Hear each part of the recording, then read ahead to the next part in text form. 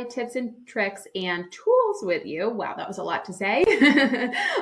Today, I'm going to be sharing a little bit longer video just because it goes through my personal workflow, the tools that I use that are AI infused, and how they all work together. At the end, I will be talking about just different presentation techniques and where you might be able to adapt and change some of your services if, maybe right now it's time for you to do that. If you're finding that you're not booking as much and you want to start to integrate AI tools to do just different types of graphics or better communication and potentially shift what you're doing for your design deliverables or service tiers. So I hope that this video is going to inspire you to, change things or adapt things or work a little bit smarter and cut out some of the time that we're doing the monotonous stuff that we always do. We always do as designers, right? So let's dive into today's training.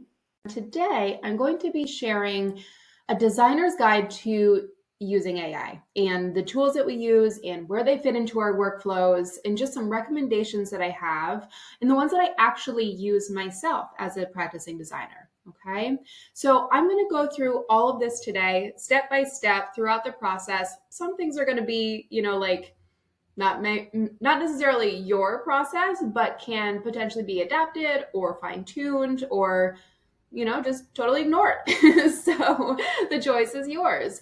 But let's start at the beginning with what happens when we get a lead on our website. We're going to start there. Okay. That's the part of the flow that we're going to begin with, and we're going to walk right on through. Okay. So right here on the left-hand side, we have initial contact. So this can come from many different ways, right? This could come from your website. This could come from social media, to which I would recommend using ManyChat to basically automate when you post something, say, comment this or comment that, and it'll send DMs with links because, links aren't clickable on Instagram in the description or in, what am I trying to say? In the comments below. You can't add a clickable link there. You can only put it in stories, in your bio, and then in direct messages. So if you're talking about one of your services or something and you want to say, comment blah, blah, blah below, then they would get a DM. Okay. So that DM automation is done through ManyChat. ManyChat has AI integrations in that program. Now, you'll also see right here that I have a few other tools for whichever way you're getting this first contact with this person. So if it's not social media, maybe they came in through your website, and maybe they came through a lead generator or an opt-in that you created. So this is like a freebie on your site that basically gives a ton of value in exchange for an email. All right, so this could be done in so many different ways. We talk about this quite a lot in the daily trainings, but whatever that is, when they are, when they find you and then they find that free offer on your site, they take advantage of that and then they're on your email list. And from there, we create what's called a email nurture sequence. And AI can actually help you to write that. It can actually even help you to build your opt-in or lead generator as it pertains to your ideal client and your goals for your business, right? And your services. So you can use ChatGPT for that. I actually don't have that listed here, but it is definitely something that we have gone through in the trainings with the daily program. Now, right here, the automations. Okay, so no matter which entry point people are finding you, there are different automations that we can use to basically connect your website or forms or your lead generator or CRM, which would be maybe where you're storing your email list. Okay, so there's tons of different ways that we can basically say, if I get a lead here, then do this, and then that'll follow up and create some kind of a trigger automation, right? So same thing for if somebody books something on your site and then maybe you want to move to the next step, you can say, if this person buys this package or service or product from my website or pays this invoice, then this happens. And then you can send follow-up emails or whatever. And tools like Lindy, Zapier, and Make, which are on my master list of tools, there's tons of options. Okay, those are the big three right now. But they can definitely help you to automate a lot of this intake and kind of like back end, workflow for that. Now, I use Squarespace for my website. I've used Squarespace since 2015. I absolutely love it. It actually acts as my email CRM, my automations, all of that stuff. I book my stuff there. But I do have Zaps so that if somebody were to like purchase something, then they get this follow-up email, or here's the next step or something like that, throughout different processes, and then different services get different kind of like pathways or funnels, if you want to think of it that way. So either way, we're moving on to the next step here. Once you've gotten that client and they found you, let's say that they're like, all right, let's do it, right? Like let's get on a call. I'm pretty sure I want to hire you. I'm going to kind of cut through to the next part here, which would be the calendar automation part. So let's say somebody comes to your website, and whether they're ready to book a discovery call right then and there on your site, which not something that I do, but I know a lot of designers do, you could basically say, if this person fills out this form for the summary, then send a Zapier automation to email them with a link to my Motion calendar. And Motion is the calendar booking system that I use, and I have found that I really love. I've tried a lot. I've tried ClickUp, I've tried Trello, I've tried Asana, I've tried different types of calendars. And I'm not saying that it's going to work for you. I'm just saying, for me, trying all these other things, and then some of them were way too in depth. Some of them just didn't do what I wanted it to do. I have eliminated all of those. So I don't use ClickUp or Trello boards. It acts as a ClickUp or a Trello board. In addition, I can also basically set all of my different availability times. So I can say here's my working hours, or here's outside hours, and have a separate set. And then I can create booking links. So this has also eliminated my need for Calendly or, Acuity or anything like that, because I can now set up this flow so that I send this direct link to them after that has a preset duration. Okay, so in Motion, I can say, I need to create a booking link for 15 minutes, and it would only pull 15-minute time slots that I have available in whatever time frame I want to set it for, whether that's 2 days or 6 months or a year, so they can book something out. And it's only for 15 minutes. And then I've got another one that's for an hour virtual session or 2-hour virtual session. And they each kind of have their own flows. So to keep that automated, I am using Motion Calendar. So that's my next step. And that's also, you can track your projects and create workflows in there too. So I've done that for not only design projects, but for launching things or social media and stuff like that. I highly recommend you check it out. There is a training week just in the daily about Motion Calendar and how I use it. And that's definitely still up to date right now. Nothing has changed except for maybe a few new updates that they're minimal, nothing crazy, but I love it. I use it, and it's actually stuck with me, which is hard, because sometimes you just don't find programs, and you jump from one to another, and it's constant, right? So finally, I found something that I love. Okay, now moving on to the next part here. We have proposals and note takers. So note takers are probably the best thing that has happened to AI since I started teaching this, okay? And I started teaching AI in 2023 at the end of the year. And I was using it all that year before I started teaching. So note takers have been definitely one of the most beneficial tools that kind of go hand in hand with AI. All right, so let me kind of show you how I use them. And there are other recommendations inside of that master tool list that I have. If none of these are, for you, that's all good. There's tons of other ones. I've tried many other ones too. And everybody has their preferences. So I want to give you guys other options, but these are the ones that I use. All right. So number one, I am booking my calls with Zoom. Now, if somebody goes to my calendar and they're like, okay, I'm going to choose this time, when they book that, it will automatically send them, the email reminders, but it also will attach a Zoom link to it. Now you can also use like Google Meet or whatever, same difference, okay? So I hook mine up to Zoom, just because I've used that for years as well. I actually don't use the AI companion.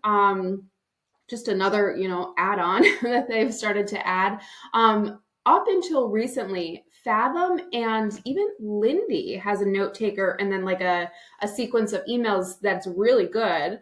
But I previously was using Fathom, where it would show up every single time. It would come to all my meetings. It would give that summary action steps and then record it so that I could send it. And they would also house it so I could send it over to the client. Now, I still love Fathom. However, I've been using Loom for just as long as I've been using these other tools. And what Loom is basically what I'm doing right now. So I am recording my screen and shooting a video. Okay. This is also a great form of communication for your clients if you want to like virtually send messages, but and explain things in design processes and have your face in the corner while you're showing a presentation. All right. But now Loom actually has a note taker that joins my Zoom, stay with me, meetings. It also can join other meetings like Google and stuff like that if you set it up that way. So because I'm already paying for Loom, I actually just eliminated that Fathom subscription recently, even though still love them, obviously. But for me, I already pay for this, so I wasn't gonna, have another one too. So Loom has been creating incredible summaries. It immediately sends it to my email. I haven't had a single issue, and now that I say that, I'm probably going to, but I haven't had a single issue with it showing up on time, which Lindy was a little late every single meeting, and I was like, is it going to come? And it was making me nervous. And then the notes are so on par, like it's so detailed. And so I just send that summary like immediately after the call because it's right in my inbox. So I forwarded it over to the other people. So Loom takes notes, okay? All of these here take notes. So Plod is for in person, and I usually, it's right over here. Plod is actually what I use. Let me grab it. Let's say I'm taking a phone call. So what Plod does is this little device, and you could buy it on Amazon. They also have like watches and maybe necklaces. But I bought mine over a year ago and it was only this. So technically I can like attach this to my phone with this other clip-on piece. And then I can say, okay, record, the two-way conversation on a phone call. And it's giving me a note summary in the app that's connected with it. So it's giving me the transcript, so everything that was said, the different people that might have been saying it, and then also it's giving me the summary, like mind maps, all those different things, and then I can take those and share them and do whatever I need to repurpose that conversation. This also works well if you're doing walkthroughs, if you're just having client meetings and want to put it in the middle of the room, something like that. This is fabulous. It's a great device. Now, the reason why I would recommend Plod over just using your phone transcriber, which a lot of us now have in an update. So regardless of, Apple or Samsung, I'm Samsung, you now in some capacity should be able to take transcribed notes into wherever your note taker is on your phone. And basically it's just like taking all that information and you can repurpose that. And it's your voice. It is literally the things that are coming out of your brain in your mouth, and it is you. So I find that note takers not only are great for like remembering everything that was said on a conversation, on a phone call, on a meeting, and the ones that I don't do this for, I kick myself months later when I'm like, what do we talk about? Now, I can't have a meeting without a note taker. I just can't anymore. So, the next thing that you would do after you have all of, the transcripts from your meetings, from just walkthroughs, from just you like saying things into your phone, right? If you want to write a blog post or if you want to recap after you leave a site and say, okay, here's all the things and just get it all down. It's amazing. Like it saves you so much time from having to type or write to just say it. You could be driving and just have these conversations and like record them. And then it's all in one place and you have all the words.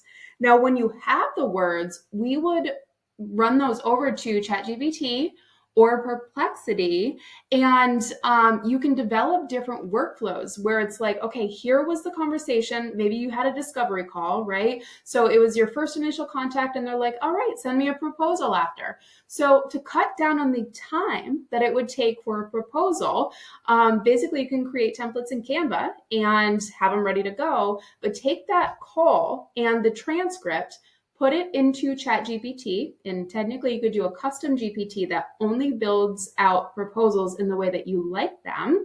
But regardless, you could do it anywhere. So you could run that transcript either through ChatGPT or Perplexity AI, which I'll talk about in a minute. And basically what that's going to do is it's going to rewrite the proposal for you based off of everything that was discussed. You would need to, of course, like account for math and how much you're going to charge and break everything down, but it's using your words to repurpose and like just turn that into something so much faster for you. So think of the think of the possibilities as we work through the process, because that note taker comes into play over and over and over again, every single meeting, okay?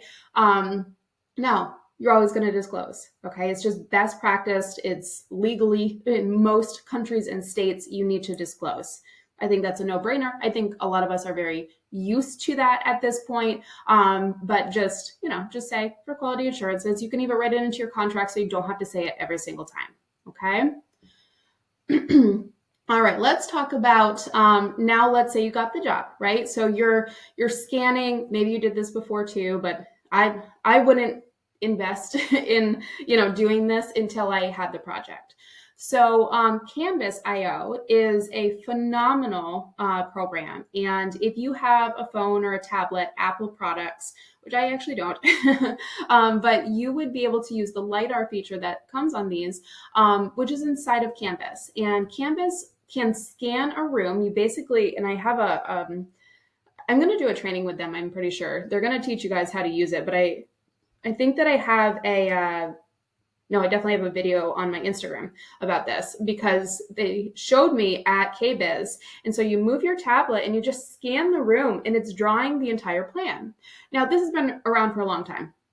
I know that it's been around for quite a lot of years in this space, but AI has really made it so that you can repurpose what you scan in so many different ways, and the accuracy has gotten even better. They say about 99% accurate with the measurements when you scan a room like this. So absolutely amazing tool. It'll speed up your process. After you scan the room, you can export to a drawing file or whatever format you might need for your drafting tools, okay, for your BIM software or rendering software, and then just import it into your plans. And then you don't have to draw it from scratch. You do have to check it, but of course you would with anything, right?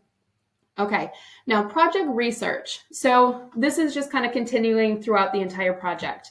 Now, ChatGPT has deep research, which is phenomenal. It's newer, it's great. Check it out. The accuracy is on point.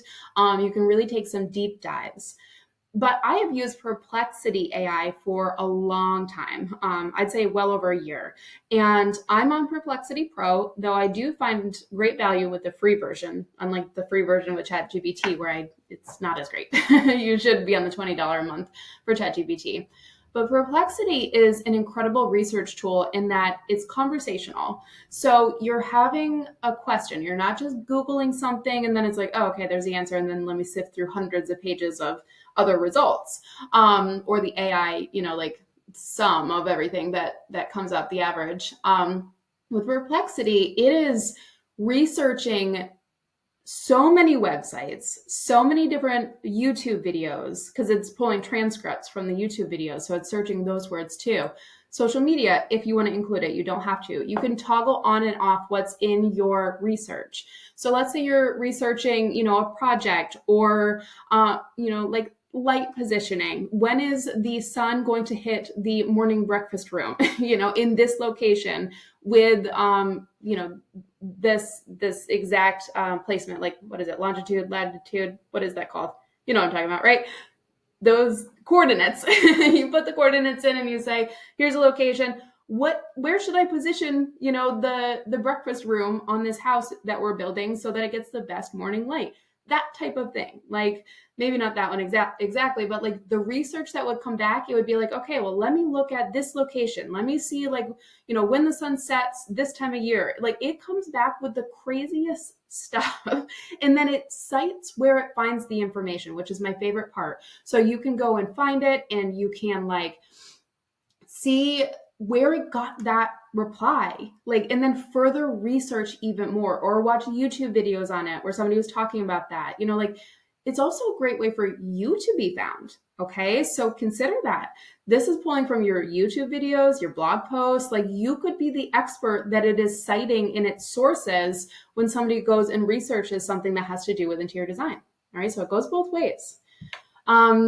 All right. There's custom GPTs. We're not going to get into that too much more today. We've done other trainings on it in the daily, but that's a whole other part of this. But you can train as well to do like little design assistant tasks.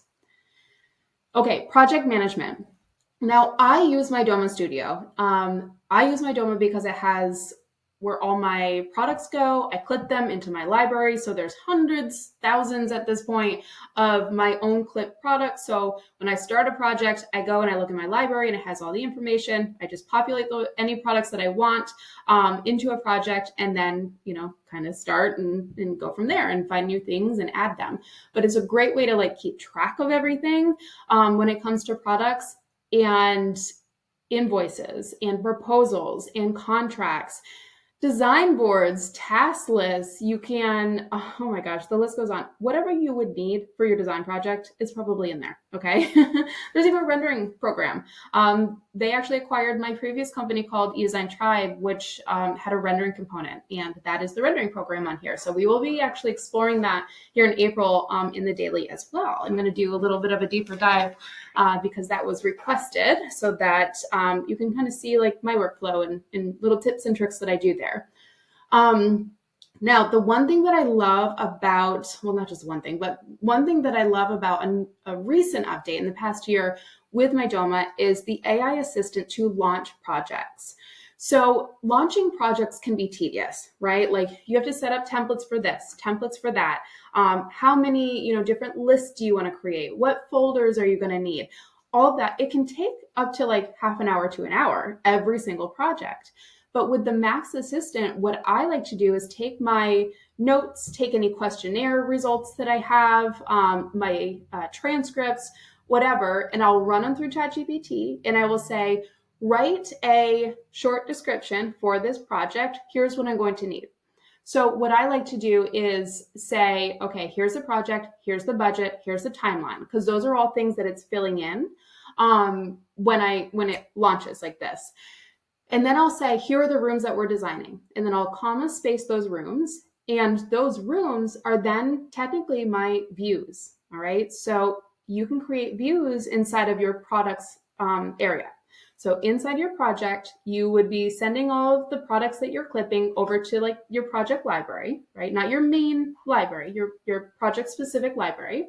But then you can get really granular with them and you can put them each into a view. So I do my views by room because I typically am doing new construction. So you'll see like a lot of, like every room, not just like we're doing a living room and I only need one view. So I have, bathroom and whatever. Now I set those up now so that Max can just create them because that process is a little tedious. Like there's a lot of options. You have to start every single one. But now I can just launch a project with all of the rooms that I need from the get-go. Same with the files and the templates that I would need for everything else. So I will be doing a deeper dive on this just because it's been requested. And I like to bring my perspective because I actually use it. So I like to show you how I use it, but also like the adaptation for how you might want to use it. All right. So that's in the daily coming up here in April. So the next part here would be generative AI collaboration. So while you're working on your project, really at any point, okay, that you see that you might need this, generative AI is basically where you can create images. Okay, so Midjourney and Visual Electric, and then we've got Photoshop on there for Adobe Firefly. and Canva does it too. But you can basically create images from your words, right? So Visual Electric is my personal favorite for doing this. But ChatGPT just did a massive update at the end of March, and the visuals are pretty incredible. Like the things you can do with real product, real rooms, like it just totally changed the game. With that being said, I still like Visual Electric because I have preset style settings. So if you notice how like consistent all my branding is with all the graphics that I create, or at least like the imagery, it's because I have a style setting. So no matter the words that I put in, like if I say, do a living room with blah, blah, blah, and then I want to change the style setting, it will always kind of look the same, use the same colors, use the same styles. So I personally really like that for not only branding consistency, but also for design style. So if I'm creating projects or inspiration where I need to visually communicate my ideas, I typically will create imagery using my words, using my transcripts even to say, like, they liked these pieces. Can you now take that part out of the transcript and write a prompt so that I can visually show them how that would look? Now, the thing is, like, ChatGPT can take your picture and now and can kind of like clean up the clutter. It can override, it can show different things. Like, there's so much you can do with it. Scale and accuracy is still an issue. Okay. Nothing is perfect. We're still in the infancy of all of this. All right. But we just came leaps and bounds in the past 2 weeks from where we were, a year ago. Like, this was the goal. This was what every designer asked me about. So is it going to be taking over rendering? Maybe, but there's always a need for drafting and floor plan and accurate measurements. So that has not replaced this. This, for me, using Visual Electric for inspiration is just that. It is inspiration. I am not taking my client's exact picture and being like, this is it. I swear this is 100% accurate. No, like it's not. So there's still so much more like checking and making sure that it's going to fit and making sure that it's like accurate in all aspects that needs to happen before any of this generative AI will replace rendering. So right now, think of it as your need to no longer have to scroll for inspiration to show clients for your projects on House, Pinterest, Instagram, wherever you were doing that. Now you just make the images that you need to show them in a matter of seconds. Okay. All right. So now let's talk about the design boards. So as you're working through your flow and your, sourcing, and for me, I'm clipping when I find something that I like from the website directly into my Doma. It's a browser extension. So I will clip it, put it into that room. Sometimes I will even right click, and copy it, and then I'll put it into like a Canva or a Photoshop board, depending on the complexity. But I can do this right in my Doma. So I can literally, every single product I have clipped to my library, I can then take that and just say, put them all on this design board, and then kind of rearrange them and add notes, and I can import my renders, whatever that is. But sometimes I just need more layering and adaptation to how I want the board to look. So I will bring it into Canva or Photoshop and really finesse it over there.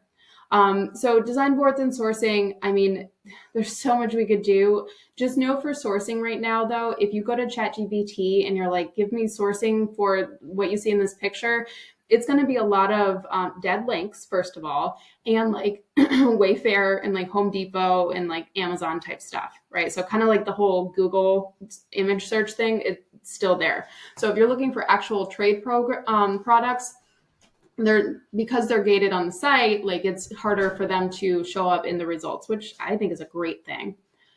All right, now let's say you've got your design boards, you've got your sourcing, you can do your products, proposals, invoices, all that stuff to my Doma. Let's add another layer though. Oh, so I'm going to jump for a second because you probably start your renderings like in the beginning, right? Some people offer them, some people don't. I typically am like at least drawing the floor plan up when I start so that I know when I'm sourcing like that things are going to fit. So I can like put them in there even if they're not the exact model. But let's say I do want the exact model. Instead of, so first of all, I'm going to look for it. I'm going to look for it in my Doma's visualizer. I'm going to use the reverse image search to find the 3D model of a product or something that I can use and adapt and make it look like that product. But the thing is, like, we need product models, right, that are created in 3D for our 3D rendering programs. You can't use a 2D picture in there. You need 3 dimensions. So I will typically import from SketchUp, but there's this new program, and it's in my list. I'll include that for you. Make sure you have it. But it's called Amazing XR, and it basically will take the image of the program of the product that you're trying to do and turn it into an AR model, which means that it is augmented reality, and you can see it from your phone in your room. Okay, so it's like placing it, showing it. You can zoom in, spin it around, and like it feels like it's there. This is a great way to bring, first of all, a touch of tech to your presentation, but also to like show them the product. You know, this could be from your actual projects that you're doing. This could also be prototypes for products that you want to include and see how they feel about it. Now, this program is also creating a downloadable 3D model file. It's a GLB file, so I can actually import it just like that into my Doma without needing to convert it. But if you needed to convert to put into any of your other programs, you can do that too. And I actually have a whole blog post on how to get that done on AI Frontier Designers like blog area. So, I mean, however, in whichever programs you're going to do your renderings in, if you're even going to offer renderings, these are a few programs right here that I use, or Canvas I would use if I had an iPhone and a need for it, to be honest. I do a lot of virtuals, so I don't need it, but oh my gosh, it's so cool. So let's kind of circle back to project communication, because all the while you can be taking your notes, you can be recording like Loom videos like this, like I mentioned earlier. You can be setting up follow-up, meetings in your Motion calendar so that like they just know that they can book anytime. You can invite them to do that. There's so much from the beginning here, that first page that we talked about, that you're probably doing throughout, not just the first call. And the last thing here, like after you finalize everything, after you get everything like signed off, you're good to go, which I do in my Doma. They give me, like they sign off on the proposal, so it's set in stone that like you signed off on this, and we can't make any changes, collect invoice, whatever, through there. But I can also do VR walkthrough tours of the renderings. So simultaneously, I'm building a floor plan, which also has elevations. So you can do your construction documents, and you can, get your plans. You can also do pretty looking floor plans too. But I'm doing my floor plans, and then if the project calls for it, I'm dropping in real products, whether they came from that library or if I created the model using Amazing XR from the picture that I had because I couldn't find the model, then I would be dropping those into the plan. Or I am, sending them just the design board and they can like kind of look at it and click through it. But in the end, I am creating this VR experience with the floor plan that I've already done. And I just do 360 tours and then put them together so you can walk from hotspot to hotspot. I will also have a training on this in the daily this month as well. Okay. So you can create these VR experiences that you don't need an Oculus headset for. You could technically just embed that walkthrough tour on your website. You could put it just in a link that somebody could, open up. It can embed into your project folders in my Doma. And then if you wanted a VR headset, you just need this inexpensive one from Amazon that's like $40, and you put your phone in there sideways, turn it on AR mode on your phone, and then you can like walk through it and feel like you're standing there. So very cool, very cost-effective way to do all of that. Now, the last thing that I'm going to leave you with today is things are changing, not only in technology and, AI impacting our industry as it is right now, but the way that we consume our, information and and want to like not save things to our computer or like find things quickly, which we can never do, right? So I highly recommend that all those PDFs that you've been creating, maybe do a landing page on your website instead, or use Canva's conversion to turn your project into a website page, okay? Which doesn't drive traffic back to your site like it would if you built it on your own website. But people don't want PDFs, okay? I know I don't want PDFs. I lose them and then have to download them 10 bajillion times.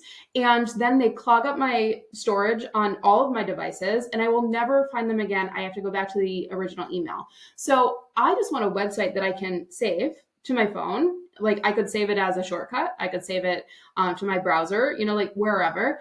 And that's either my project portal or it could be your proposal site. Like if you can build your website, like bare minimum, you can do this. Okay. I literally have been doing this since I started in 2018 with my virtual stuff, like on my site. All right. That's when I started like building these out and ditched the PDF format and the emails. So now it's just like, okay, well, I've updated this in your landing page. And if you're saying, well, I don't build my own website, you should be. Like you should know how, even if you don't build it all yourself, that's totally fine. But you should at least be trained to know how to start a new page, update pictures, update links, and update your blocks. I promise you, Squarespace is the simplest thing, and you can use AI to build a whole website. You can even transfer over your previous site and update it and put it over there. So if you don't know how to use your website and you want to not do these PDFs anymore, where people are just losing them and losing their minds with them, I highly recommend you do some kind of a landing page. And maybe that's just Canva, where you convert your project and say, make it a landing page instead of downloading it. That's where that area is. But also, let's talk about how the economy is changing, right? It's very uncertain right now. I think we can all agree on that. People are holding on to their money. Like they're not making these decisions. They're kind of waiting to see like what's happening with everything before they commit to either hiring a designer or purchasing furniture that could potentially go up exponentially by the time they're ready to order and we get through the process. And then they're like, crap, like now I'm stuck here. So you might consider like just looking at your deliverables and maybe doing a service revamp now that we've gone through all of this, right? So there's certain parts that obviously AI will cut down on time for you. And that's awesome. Like we just went through all of those. But in the end, what's the bottom line for clients? Not all of them need you to order and deliver and, do all of that with the furniture. Some people just want to be very hands off. So how can you factor that in? And I mean, there's tons of ways. There's so many ways. I love this stuff. If you ever want to chat about it, let me know. I do offer one-on-ones and we do a lot of this and that in those sessions. So, I mean, you could there's so many different ways that you could be delivering this information, like either through the client portal with MyDoma or on your website, or through, by the way, the website is shareable, which also helps with your traffic. And if they want to share it with their friends and family when it's done, hopefully, then they have a link and they can just be like, go look. And then it's a great referral, it's kind of a great win-win for everybody to do it that way. But then you also have your AR models. So do you now offer like this level of, hey, do you want to really see it in your space before you buy? Because I know that this is expensive and I know it could be double expensive, in 3 months from now. So do you want to see it as an AR model before you purchase? Or do you want to do a VR walkthrough tour and just make sure that you love everything before we commit to all of this?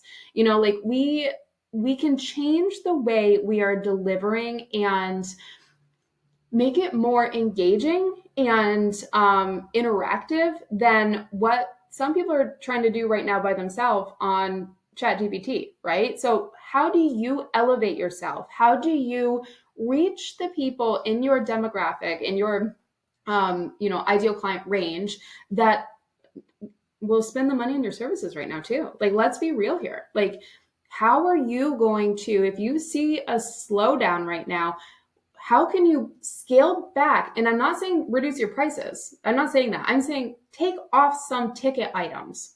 Like take off maybe just take off a render, like, and say, I will do AR models. I'll give you a shopping list. I'll give you a concept board that you can then turn into what looks like a realistic render, but it's not with the plans. And then that would shave off a little bit of money. You can always add on later if you find that you do want the VR walkthrough tour and the renders, but a base, you like remove things, okay? Remove stuff and maybe do custom. Like custom's a whole other direction you could be going. I'm going to be doing a whole training at High Point this spring, building your American-made upholstery collection and then using AI through your workflow. So in one day, we're going to be building a collection. It's going to be really fun at Private Label. So that'll be on the 25th. If you want to join, info is on the website. But I think it's time for us to not only look at where AI can help us with our different processes throughout, but also see where we can adapt to the new climate